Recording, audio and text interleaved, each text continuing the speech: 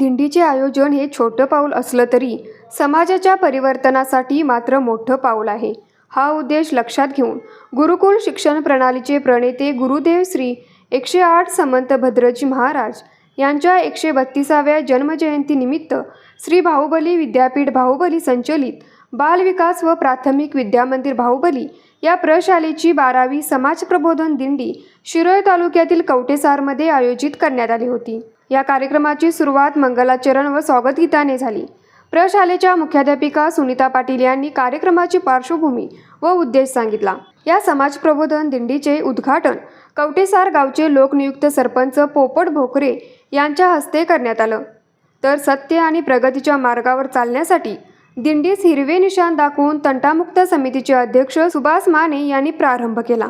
या कार्यक्रमास उपसरपंच सचिन सुतार, आप्पासाहेब तेरदाळे, सुरेश पाटील, दादा नाना भोकरे, कवटेसार हायस्कूलच्या मुख्याध्यापिका SS पाटील तसेच कवटेसारमधील सर्व संस्थांचे पदाधिकारी, ग्रामस्थ व पत्रकार उपस्थित होते. या समाज प्रबोधन दिंडीमध्ये गुरुदेव समंतभद्र महाराजांचा भव्य चित्ररथ सर्वांचे लक्ष वेधून घेत होता. समाजातील बदलासाठी प्रबोधनाची गरज आहे. यासाठी ओळख थोरांची, निसर्ग संवर्धन, पंढरीचे वारकरी संतांचा महिमा, भारत दर्शन, महाराष्ट्राची परंपरा, शिवरायांचे शिलेदार अशा वेशभूषेत बालचमोनी जनजागृती केली. या संपूर्ण दिंडीत शाहिरांनी आपल्या दमदार आवाजात लोकांचे प्रबोधन केलं. मोबाईलचे वेड या विषयावर विद्यार्थ्यांनी ठिकठिकाणी पथ्यनाट्य सादर केलं. विद्यार्थ्यांचे झांज व लेझिमीची प्रात्यक्षिकी नेत्रदीपक होते.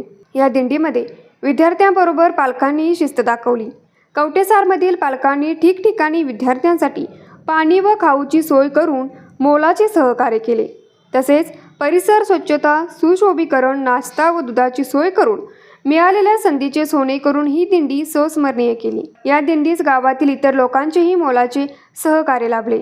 तसेच MG शाह हायस्कूलच्या स्वयंसेवकांची मोलाची मदत लाभली आणि ही दिंडी यशस्वीरित्या संपन्न झाली. या कार्यक्रमाचे आभार माधुरी मगदूम यांनी मानले तर सूत्रसंचालन दीपाली चावरे यांनी केले. न्यूज मराठी 24 साठी विनोद शिंगे, कुंभोज.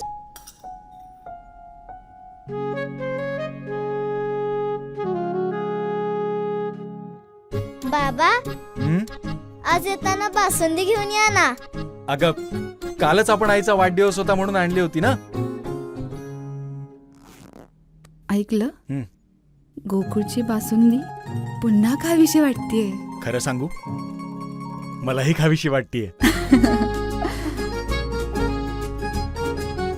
पुन्हा पुन्हा खावीशी वाटणारी गोकुळ बासुंदी.